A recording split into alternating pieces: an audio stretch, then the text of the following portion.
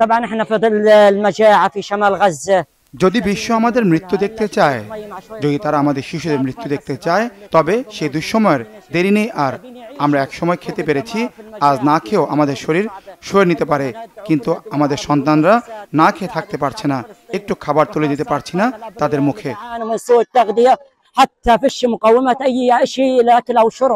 এভাবেই আক্ষেপ করছেন জাবালিয়ার ফিলিস্তিনিরা। শহরটির বেশিরভাগ বাড়িঘর মাটিতে মিশিয়ে দিয়েছে ইসরায়েলি বাহিনী।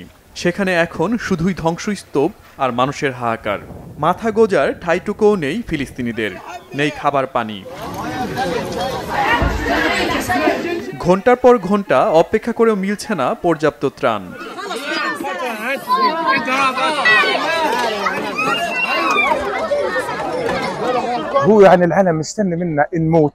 এই ধ্বংসস্তূপ দেখেন, ভাবুন আমরা কিভাবে বেঁচে আছি। কাজ নেই, খাবার নেই, খাবারের অভাবে বাচ্চারা কাঁদছে। কেউ নেই আমাদের পাশে দাঁড়ানোর, কেউ নেই সমাধানের পথ দেখাবে।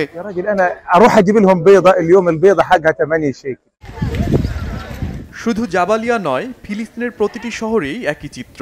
হামলার আতঙ্কের মধ্যে দিন কাটছে মানুষের।